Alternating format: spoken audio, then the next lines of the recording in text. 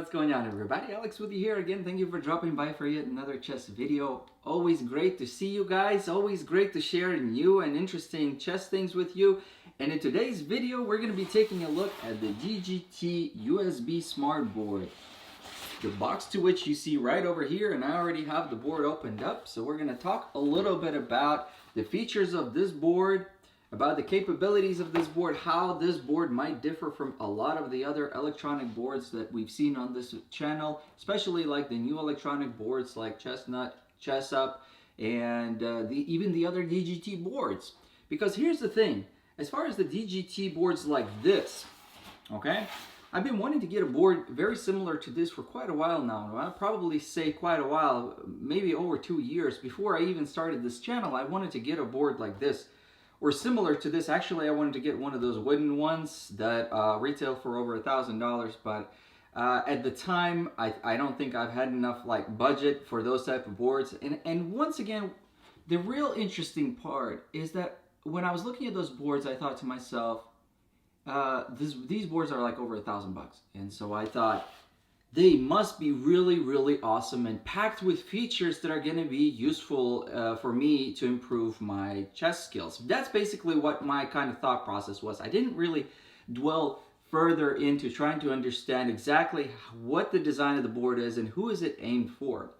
And that's kind of the reason why I'm making this video. It's just because I've been reading some forums on chess players looking for new chess sets, new chess boards, and there were some discussions between some of the newer boards like the Millennium or like the Chestnut, or some of the boards that allow you to play online versus some of the more expensive DGT boards. And some people had this sort of a notion that, no, you know, I'd rather save my money and get a DGT board, without really having a full idea as far as, you know, how this board might be different in so many ways than some of the other boards we've seen on this channel. Before I start looking at the board, at the contents of the package and everything, I just want to let you guys know I'm not affiliated with DGT. I'm not receiving any compensation or anything. My opinion in this video is completely my opinion. So hopefully you guys are going to find this video useful and interesting and maybe informative. Don't forget to hit that like button and subscribe to this channel if you haven't done so already. So let's just go ahead and jump in. What I want to talk about. This board, I'm going to try to summarize it in as few sentences as I can. I feel like this board is kind of aimed a little bit more at pro chess players. As you will see here shortly about me discussing, and pay attention. Don't click out of this video, because the more you listen to this video, I feel like the more you're going to get an idea whether or not this board might be a board for you, or whether this board might be a board that you want to get for somebody else.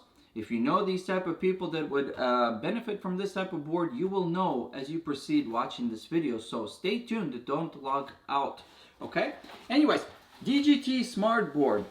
Interestingly, what was it retailing? I think it was retailing for like close to $600 on House of Staunton, and I ended up like getting it maybe 30% off with all the Christmas deals and everything. I bought it at the same time I bought that Millennium King board, so I ended up saving a few dollars here and there. I've been wanting to get this board. I really wanted to get the higher end DGT board, but I got this, and this sort of gave me an idea of what to expect out of these DGT boards. Interesting part, you get this little box. Look at the thinness of the box. The only thing that came in this box here was the actual board. And as you guys will see here in just a second, the board is actually pretty slim overall and very, very minimalistic design. On the back of this box here, you will notice that it tells you what type of chess pieces that you can expect to use. But this particular board, obviously you can use regular chess pieces, but if you wanted to expand and actually utilize this board for what it is, you will need to purchase DGT chess pieces. So you have the option of purchasing plastic chess pieces or wooden ones. Wooden ones are a little bit more expensive. I think they'd set you back about $300-400, just depending on the style and the quality of wood. Okay, so expect to pay a little bit if you wanted to get, you know, really nice wooden chess pieces, but it is possible. It is possible to get a really nice classic chess feel with this particular setup. The product that I purchased came with the DGT plastic chess pieces, which I will show you guys here in just a second. On this board, it also talks about a little bit about the functionality of the board, what to expect out of the board. It also tells you here that you can link in to this board with a wire, either a DGT 3000 chess clock or a DGT Pi, which is essentially an advanced version of the DGT 3000, and they even kind of look the same.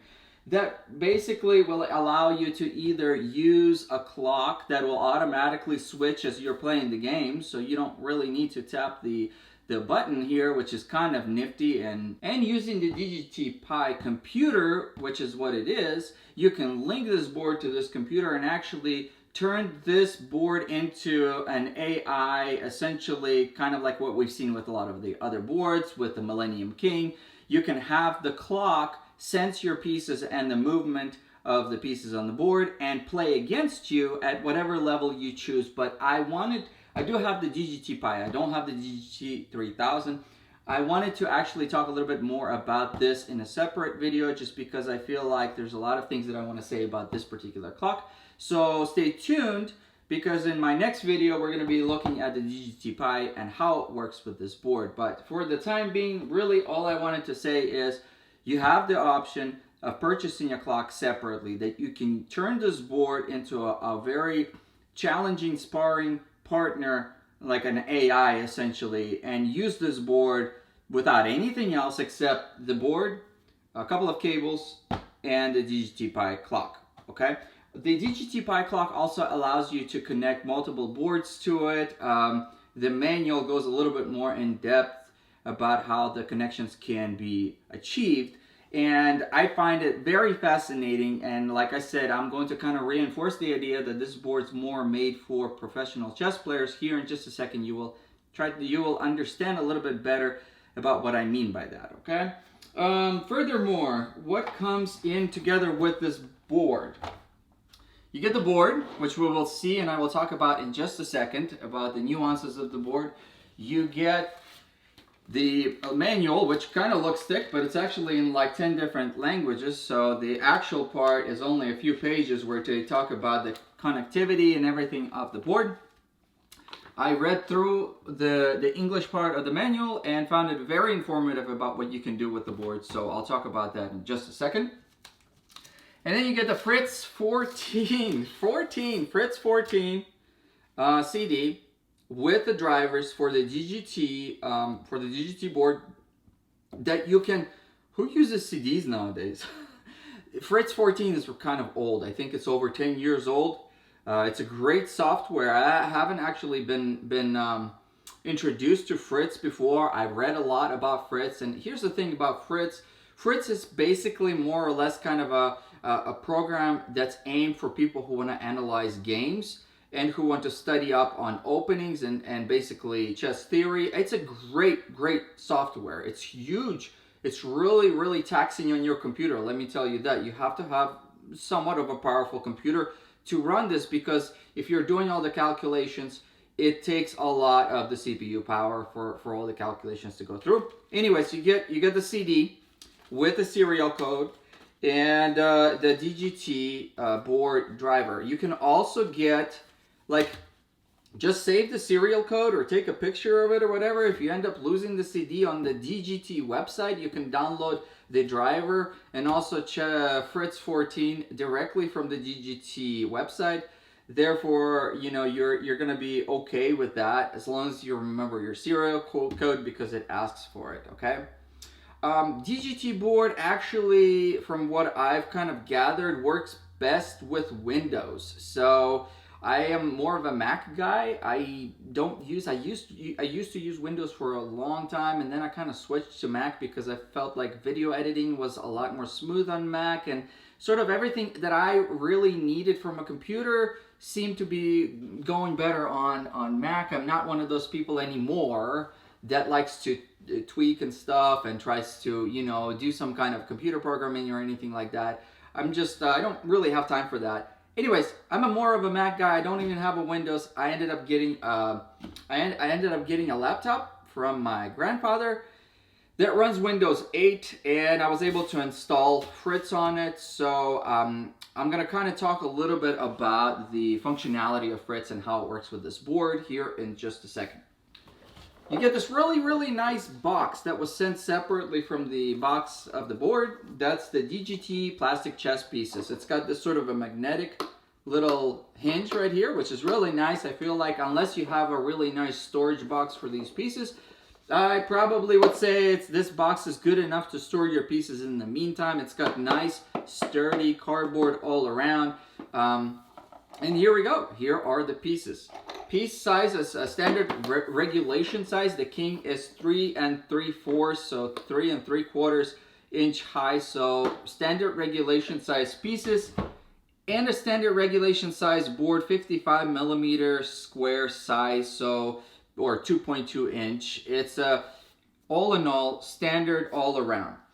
What else do you get with this particular package as far as the contents of it? We've talked about the Fritz, we talked about the instruction pieces, board. You have this little cable right here that looks like headphone jack cable on both sides. It's a very like tiny short cable that is used to connect your DGT 3000 or your DGT Pi clock to the board to allow it the functionality of being used as a clock. You also get this huge, really long, I don't know how many feet it is, probably like 10 feet, maybe more, I don't know. Very big, long USB-C cable. Part of the reason why they wanted this long, I mean it's huge, is if you're, like let's say I had my desktop PC at the other side of the room, I could connect everything and sit here as long as maybe the monitor is close enough for me. I can see everything I'm doing. So that's nice that they do include a cord this big, I guess. I don't need one that big, and actually I was debating or not whether I should use the desktop PC or use a laptop. I ended up installing the Fritz on the laptop just because you can take the laptop with you in case you're planning to go to like a tournament or something. You can take it with you, whereas the desktop PC, not necessarily. So I installed the software on my laptop, and it's very taxing. It's an old software, but it's kind of taxing. I might end up, I don't know, maybe upgrading at some point to a little bit more of a powerful laptop so I can run it a little bit more smoothly. Okay? Let me just change. It's getting a little bit hot in this room. Okay, so let's go ahead and take a look at the board. Board itself, right over here, is really quite nice. It's a standard regulation size tournament board. As you can see here, you do have the option of purchasing it either with or without notations. Usually most of my boards don't have notations unless they're the roll-up boards, but you know what? I figured if I'm playing somewhere at a tournament, or if I will ever use this board at a tournament, then the notations will be useful to people out there, not only me, but people that are playing against me, or if I'm going to be playing with my kids later on or something. Notation's always good to have. Like I said, most of my boards are without notation, but I've actually sold one of the boards to my friends, and he took little sticky notes and he put numbers on the side for notation. So I figured, hey, notation's important, so why not? If they provide the option of doing notation, why not? Okay? So I got the notation here. Actually, the coloration, I'm not sure if I'm going to be able to sort of show you guys what it looks like this, whereas on the box, I felt like it looked a little bit more kind of reddish, a little bit like brown, reddish, orange, maybe more like bud rosewood, but I was actually pleasantly surprised that the coloration's a little bit more towards the golden rosewood or like the shisham, because it allows this board to be compatible as far as the looks with a lot of the pieces that they provide. So like I said, it's a more of a neutral gray brown look versus like red brown look, and I was pleasantly surprised with that. As you can see here, overall the board's designed really well. The color contrast between the light and the dark squares is also really quite nice. On the underside, there's really not a whole lot to be said. There's these little soft paddings that you see here. How many? We have 5 total, and yeah, that's about it on the underside. When I took this board out, the very first thing that I usually look at when I take electronic boards out is where's the switch, where's the control panel. So very slim board, like super slim. In fact, right over here, the bottom part of the board stops here, and then the rest of the board extends out a little bit further. So one of the things that on the board itself and pretty much everywhere where they advertise this board, they say that because of the way the base is kind of under a little bit, when the board is on the table, it almost feels like the board is hovering over the table just because there's a little bit of that extra space. It's a little bit unnerving for some people, maybe not. I would probably choose to have like no hovering, maybe if the base was about at the same length as the top. But you know what? This looks nice, okay? Right towards the front here, you have a little tiny DGT lettering. And then you look around, there's really not a whole lot else, okay? Over here, there's two little ports. The USB-C port and the headphone jack port for your DGT 3000 or DGT Pi. That's it. There's no on-off switch. There is no indicators, LED indicators that the board is working or anything. So that's it. You know, it's the most minimalistic electronic board that I've ever reviewed so far. There's no indication that the board is working. And in the instruction manual, here's what it says. One of the capabilities of the board, and we're kind of moving on. We're just sort of moving on into what I'm going to be talking about as far as how this board is different so much so from all the other boards I've talked about. You have the USB-C cord. They don't provide you with the like a power adapter or anything like that. So they expect you to have a USB power adapter of some sort, and they encourage you to get a power adapter with some kind of an LED light that will indicate that the power adapter is providing electrical power. That's their encouragement inside of the manual. Then what you do is you can connect the board directly to the wall, wherever you end up being, whether that's your house, somebody else's house, and you can start playing games. When you set up the pieces in their initial position, with the board plugged into the USB-C and receiving power, the board itself will not provide you any indication that it's turned on. But when you set up the pieces in its initial position and start playing, at the moment when the pieces are set up initially, the board inside will recognize that you are starting to play a game. You will play a game with your opponent or whatever. You will win or lose. You will reset your pieces, and then the board will cut that off and say, okay, that was the game. Unless you guys are going through some kind of analysis, I'm assuming the board's not going to be really all that confused. That's the game, okay? When you go home and you can plug this board into your computer and you have the software, the Fritz software installed based on their instruction manual. I have not fully tested that capability, but based on their instruction manual, you can click on playchess.com, which you also get to do with the software, and it will allow you to load up all your games that you've played. The board will memorize up to 500 moves, so that's equivalent to what, maybe about 9-10 games, maybe more, just depends. So if you're out the entire day and you're playing a lot of games, you can go home, plug this in, and basically upload all the games onto your computer, and then use Fritz or any other software to analyze those games further. Okay, so that's kind of nifty. You really don't need a computer to use this board for what it is. You don't need a computer wherever you're going. You can take the, you can really utilize the feature of the electronic chessboard in a very minimalistic way, so that's kind of cool, okay?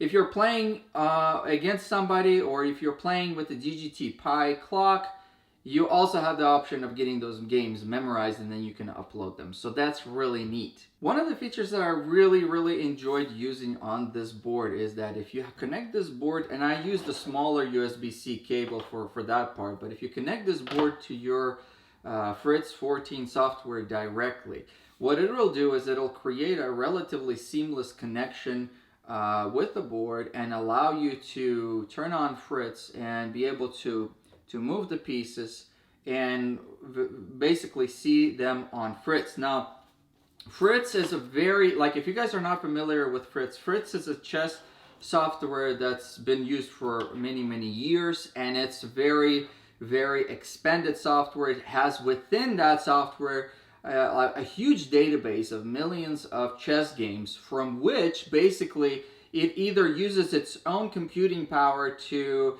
draw conclusions based on your game or based on your position, or it's able to actually draw out of games that have already been played, notable games. You know, it can either draw within the offline database, or it can draw from online database to provide you at every move essentially suggestions. It can provide you with what it'll show you within the database, what other people played, how many games were played at that point when that move was made, not only in the beginning but throughout the entire game.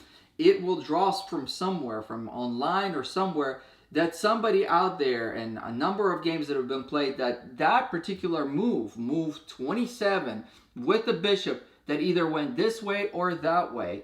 It'll actually show you the outcome of those games and the likelihood that that particular variation will get you a win or a lose. It's a very, very deep analysis software that's more aimed at people that are like studying up on chess games, that are studying up because they have tournaments coming up, that are serious chess players that would like to dissect particular openings to see if they've missed something. I mean, we're talking about, I don't want to generalize, but we're talking, the grandmasters use these type of softwares to where they're literally trying to search for those hidden moves, trying to search for, hey, well, what can I do at move 19 with this particular combination? Some subtle nuances to where they will sit there for hours analyzing and saying, well, if this pawn goes forward, this will change the outcome of the game 20 moves later. This is usually not stuff that like I'm used to. I'm usually not analyzing my games as much as I guess I should. But at the same time, I'm one of those chess players that just enjoys playing chess for the sake of playing chess. I'm not at that level, and I don't necessarily think I'll ever be at that level. But if you want to have an environment where or a program that will analyze your game to that level, to those nuances, Fritz is a great option. They have what now, like Advanced Fritz 18 or something like that. Fritz 14 came out more than like 10 years ago, and it's still being used. Actually, I'm surprised that they give you Fritz 14. I would kind of anticipate that for the price tag they could just throw in the latest Fritz, but they're giving you Fritz 14, so I'm okay with that. Fritz 14 is a 32-bit software, and if you have, I believe Fritz 15 or later, or more advanced Fritz, you can actually use, I believe, like third-party drivers and hook up like Chestnut board to your computer, same way you'd hook up this, but it has to be later than 15, Fritz 15. It's a 64-bit, so there's third-party drivers that are out there that good people have created, and I feel like that's really awesome. But Fritz 14 does not allow you to hook up other boards. However, hooking up the DGT board to Fritz 14 works fine, seamless. Like I said, the only thing is that you'd have to have a relatively powerful computer. One of the things I really found that was super fascinating with Fritz 14 is that at any point in the program, if you guys are interested in kind of me dissecting Fritz a little bit, we can make a separate video where we can kind of see what that is all about, give you guys like some real life examples. But one of the things that I noted is that Fritz is very expandable and customizable. There's an option that at any point in the game, whether you're playing against the Fritz engine or whether you're just playing against somebody over the board and analyzing the game, if you're hooked up to your computer, and you can at any point click on Fritz, explain every move, and during one particular position it'll literally give you like 20 different moves or whatever, and it'll explain why the computer might say this is a good move, this is a bad move. It'll say like small explanations like, oh, this pawn movement is going to strive to control the center, this one here helps to protect this piece. And if you click on each one of them, it'll actually draw out on your computer what exactly it means by that. So at any point during any position in the game, it'll actually give you substantially like deep level explanations for, like, you don't get that type of stuff from chess.com. you get a little bit of analysis, but not to that extent. I mean, Fritz, like, I'm actually inclined to buy newer versions of Fritz, but I think Fritz 18 is like close to $100. I might actually buy it. I don't know. We'll see. Anyways, I'm gonna kind of bring the camera a little bit closer because I do want to show you guys these pieces a little bit up close. One of the very interesting things about this particular board is the fact that, as I've said before, the box for the board comes separately from the pieces, and therefore there are websites that will sell you the board itself without the pieces, and that kind of gives me an idea that seeing how thin the box is and how compact, there's a situation where people out there might be wanting to buy these boards in like dozens. They buy dozens for tournament settings. I haven't really been to a tournament that utilized DGT boards. If across the board, every chess tournament out there started putting in money to buy these boards, then at some point we'd probably do away with doing notation, period. But I mean, the chess clubs that meet in my town, for example, I don't think they'll get to that point anytime soon, just because these boards do cost a lot of money. Even if you're like some kind of a chess director or something, and you might be able to get some discounts, I'm still, you know, kind of thinking that you're going to be able to spend a lot of money for these type of boards and these type of pieces. So, but if, like I said, if these boards started to be used across the board in every chess tournament, then I would assume that it would just be like really, really awesome. Because here's the thing, these boards can be connected. I'm not sure if you guys can see right over here. Nah, you probably can't see. They show you the little diagrams right over here that says for the first 12 boards or for the first dozen boards or so, you can have this particular arrangement of connections. And it'll show you that there will be like one computer, several TVs that you can hook up somewhere in the room, and you can have all these DGT pipe clocks, and you can have the first dozen of these boards connect this way. The next dozen of these boards utilize this additional cable. So as you can see, these boards can be connected one to the other, to the other, and all these boards can be sitting inside a big room, and there might be a chess director somewhere with a big screen or several screens on his computer that'll be able to see you play the games as you go, and you wouldn't even need to have people standing behind your back looking at your chess game as is often done. People can just go over to the other side of the room and look at the computer while you're playing against your opponent. I mean, that's kind of cool, not to mention that there would be no slip-ups, no mistakes, you know. The computer shows what the moves have been made. I mean, and they could sit there and analyze the game while you're still playing it, which is pretty cool, okay?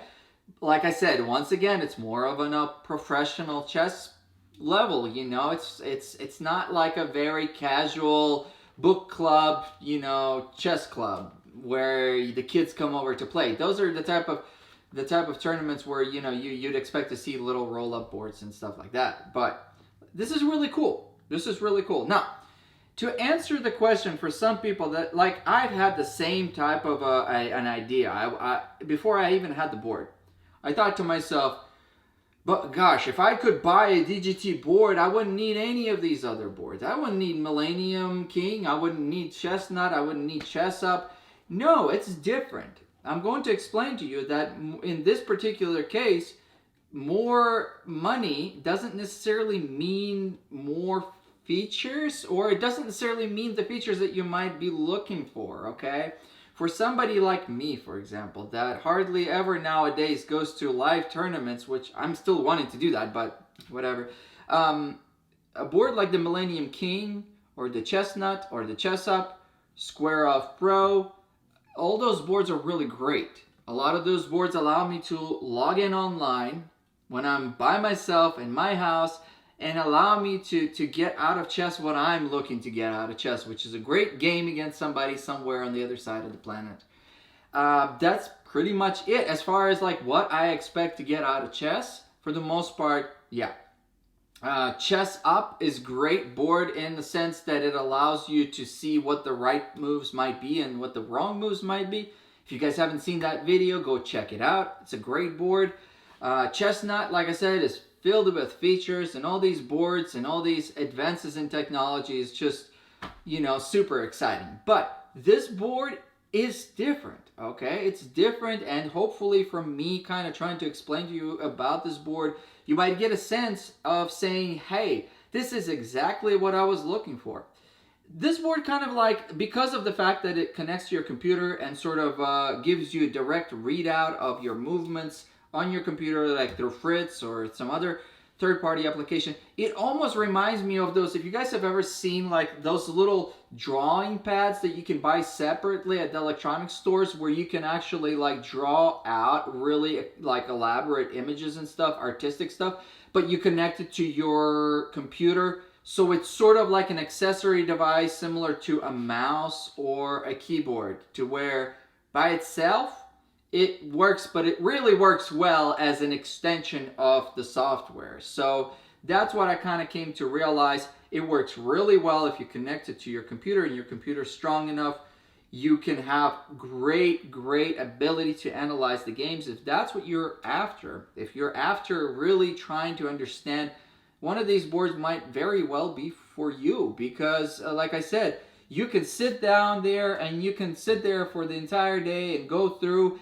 And one of the things that's really cool about the Fritz software, like I said, I didn't want to get into in-depth in it, but it allows you to start games. It allows you to add additional annotations or details after every step. It allows you to make a move and then say, well, wait a minute, if we make alternative move to that, and you can actually have a subheading underneath to where it'll show you, it'll say, if you did this alternative move, here's what the chain of events that would be. And then you can close that and save that as the alternative. So that way, once you're fully done, you can annotate after or before every move, put in your thought process, your reasoning or whatever, save the whole thing and send it out to somebody else, or save it so that you can refer to it later. It creates a fully very elaborate platform on which you can pretty much do anything you want as far as the analysis of your chess game. You don't have those options as much pretty much anywhere else. I didn't realize this. It might not necessarily be something that I do or will do, just because I'm more aiming towards playing games and not analyzing them as much. But for some people out there that enjoy chess analysis, this might be the board that you were looking for all this time, okay? For me, analyzing my games actually creates like, well, I was using Fritz, and then what happens is the way that my brain works, my feeble brain works, is that what I do is I'll get caught up in trying to memorize. Well, not trying to memorize, but if I go through a couple of games and, you know, Fritz tells me, well, this is how you should do the Ruy Lopez better than what you do.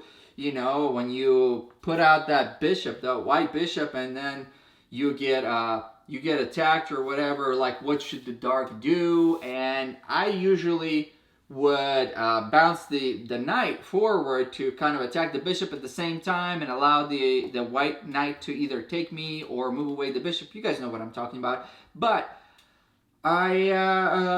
Fritz told me, no, that's not the best option, and you should do it otherwise. And then I ended up like subconsciously playing that Ruy Lopez and ended up losing because I was more like, my brain would clue in and say, hey, you saw those moves, you can do it. So what happens is my memory kicks in and my brain shuts down, essentially. And I've seen that happen before.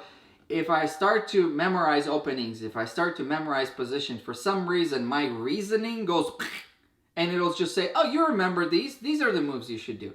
And so, no, for me, I'd rather play the way that I play, and I know I'm probably not going to improve playing that way, but I enjoy it better if I'm just trying to keep all the memorization out of my mind and play the actual position at hand and reason the way that I reason through it. So here's the board, a little bit closer view of the board. I really like this dark square kind of delineation outside of the board. It's just kind of really nice to create a nice contrast between the playing side and the notation here, but that's just me. I like little tiny details like this. The notation is written really nicely in all around the board. Really nice to see that. Here's the box for the chess pieces. These are the plastic electronic chess pieces. On the side here, I'm not sure if you guys will be able to see it. Tournament size, high quality plastic. Set weight is, what they say, approximately 35 ounces or 1 kilogram. 4 queens included, and the height of the king is 95 millimeters, which is same as they claim 3 3/4 of an inch. So yeah, tournament size. Get a really nice box here. Sorry. Get a really nice box here with the pieces. On the rooks, it'll say DGT in the very top here. I'm gonna take the pieces out and set them out on the board. I'll show them to you a little bit up close. These pieces, as far as their shape, they kind of remind me of the Square Off Pro plastic pieces, but these are actually a little bit heavier, in my opinion, and then the coloration's a little bit better. I like the fact that the light pieces here are kind of more beige white instead of like starch white. So beige goes a little bit better with this board, and pretty much goes better with any board, honestly. I feel like if you're gonna have plastic chess pieces, beige white like this is more preferable. But yeah, these are the chess pieces. 4 queens total. You got a little silica gel bag over here that I decided I might as well keep it so that it'll keep the moisture out from within the box. Let me kind of drop the camera down so we can take a look at the pieces a little bit. Okay, so these are the pieces a little bit up close. I decided, you know, with respect to time, I don't want to take too much of your time just looking at these pieces one at a time. So we'll take a look at all of them together. Yeah, this is the light side. The king here is, like I said, it's 3 3/4 inches high.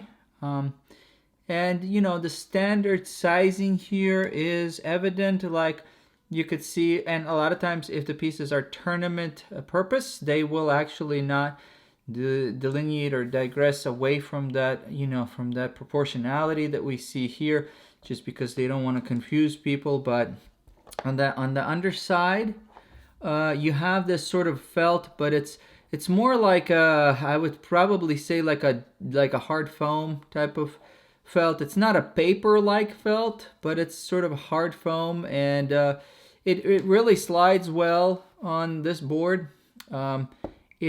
It sits well too. When you put the piece down, you get a nice feel. So you're not like scratching the board or anything, but the sliding is really nice too. It doesn't like, it's just the right amount of sliding.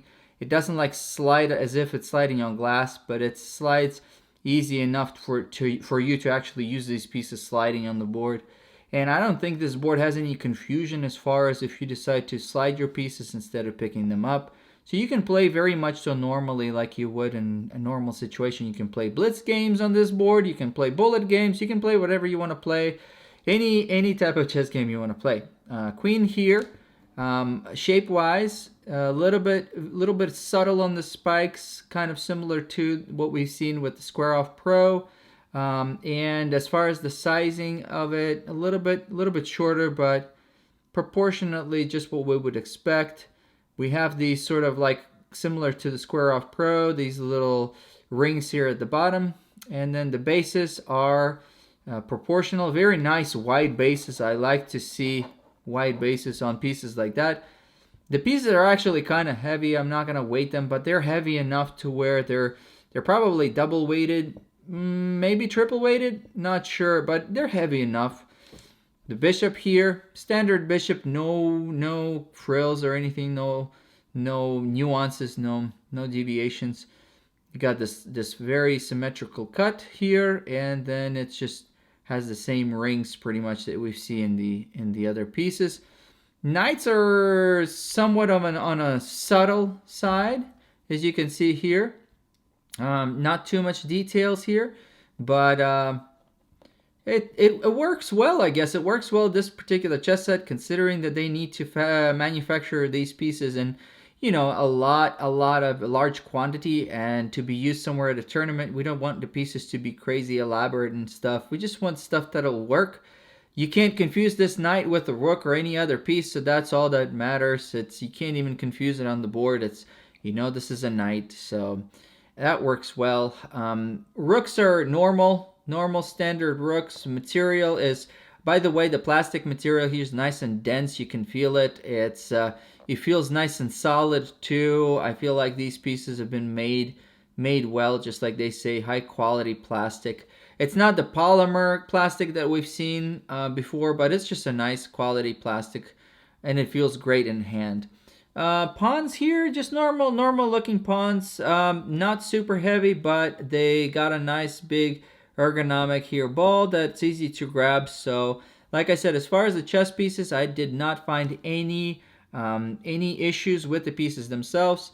They do look a lot like the Square Off Pro pieces, but they are a little bit heavier and they look a little bit nicer, like I said, because in my opinion, something like this, like a beige look, goes a little bit better than like a really stark white.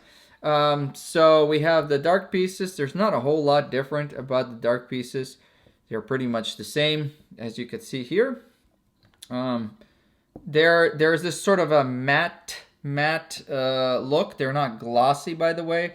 Neither the light nor the dark pieces are glossy, but matte look. It looks kind of nice, as you can see here. Okay, so this is how the pieces look set up on this particular board. I think that overall, like I said, the company did a really good job as far as coordinating the colors of the pieces to the board, and I'm really happy with seeing the color coordination that's done really well like this. The chess set looks really nice and easy to see. No strain on the eyes. As you can see, it just looks really nice and it looks appropriate for the board. So here I went ahead and I might as well just show this to you guys. I'm gonna show you how or at least try to show you. I have this computer here. Computer is probably more than 10 years old. It's not a new computer. It's not super fast, but hopefully I'll be able to show you guys how this works. I have the Fritz 14 software that came with the board installed. You have to install the software, and then you have to put in the serial code, and then you have to install the driver to this board. So let me just set up the camera real quick so you guys can kind of see how the screen is and also be able to see how everything works. Okay, so once you install the Fritz software, you can just go ahead and enter Fritz. The Fritz kind of looks like this. You can start a new game here. In order for you to utilize this board, obviously you have to connect it by a USB-C cord to your computer, but then you have to, once you install the drivers, you have to kind of go here. And basically, there we go. The board's alive, so it recognizes the board and it's ready to, essentially it's ready to play. Alrighty, so see, like when you start making the pieces, it immediately recognizes them on the board. It's pretty quick once the computer starts going. I feel like my computer is not working as best as it should because sometimes it'll sit there and it'll kind of have some stalling issues. But as you can see here, things work pretty quick. Pretty seamless. It immediately shows you how the moves are made over here. There's a lot of cool features on Fritz itself, like I was talking to you guys before. You can customize the windows that you can see here. You can change things up. There's people out there that have reviewed Fritz like years ago very extensively. You can kind of, in this view here, you can change what you want to do. Like you can have the clock window. You can close the clock window. You can have the main engine window here. This is really cool. Actually, the main engine, and I know it's going to be kind of hard for you guys to see down here. Unfortunately, everything's kind of small font, but it'll continuously run analysis and computations over here down below in several different ways. So it'll show you what from this point on, what the computer can, and it'll actually, I think the later versions, like the more improved versions, will actually give you more lines, but it'll basically give you like, okay, if you go with this particular move, for example here, e2 to e4, what if e2 to e4 was our next move? It'll draw the entire game essentially to finish, and it'll continuously will be calculating behind the scenes and everything. You can press stop here if you don't want it to do that. Hopefully you guys can get an idea as far as utilizing Fritz allows you to really get a really good analysis from your game, any game really, whether you're reviewing your games or whether you decide you want to review games of some grandmasters or whatnot, or from the books. It's got a great database. It's got millions of games stored inside of the program itself, so you can pull up any game, analyze it, make different notations or different memos at every step. Save those notations so that you can either send it to somebody or review it. I mean, this is great. Fritz in itself is a great program for people that love to analyze every position and everything. It's fantastic. It's for those people that really want to know why behind pretty much every move, and why was this move better, why was this move worse, or whatnot. The DGT board is a great sort of a partner to allow you to utilize a real life board seamlessly with the program that is already very great. All you have to do is, you have to have a good laptop or a computer that'll be able to run this program smoothly enough. And I think that this part of a setup here is not only good for like chess directors or chess instructors, but also good for pretty much, many other people. So if you're looking to get a board that's going to be more of, hey, I want to get a really nice board so I can play online in chess.com, Lead Chess, and I'm just tired of playing on my phone or my computer, then this board may not necessarily provide you with those options. That's probably not where it shines. Just like basically wrapping up to where what I started with in the beginning of this video is that just because the board costs more doesn't necessarily mean it'll have the features of the less expensive boards and more features on top of that. No, it's a board that's designed for a slightly different purpose. Like I said, if all you do day in and day out is either play your chess games on the computer, on your laptop, or your iPad or your phone, and that's all you pretty much do, then yeah, I mean, this board is still useful for you if you wanted to sit down and analyze your games and have Fritz and open that up and sit there and study the games, study the openings, and really try to get better at chess with those type of approaches, then yeah, that's great. But like I said, if you wanted to have a board that's going to be only a board that you will play against the AI, for example, then you're great at getting like the DGT Centaur, which is not going to cost you as much. It won't have all the features that this board has because this board is like filled with features, but it'll provide you what you're looking for, and that is a great solid game against the AI, or like the Millennium King that we've discussed. It's great games, very rich.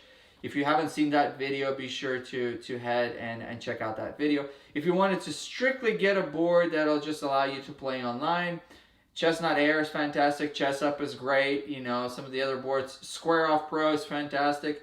Those boards are not as much of analysis boards, even though they could still be used that way, but they're different. Every board is different. And that's part of the reason why I'm making this video, so that you can find it helpful, so that you can watch this video and say, okay, now I realize that for my particular purposes, this may or may not be the board that I want. Anyways, as always, thank you guys for stopping by. Thank you guys for watching the video, and I hope each and every one of you a safe, productive weekend.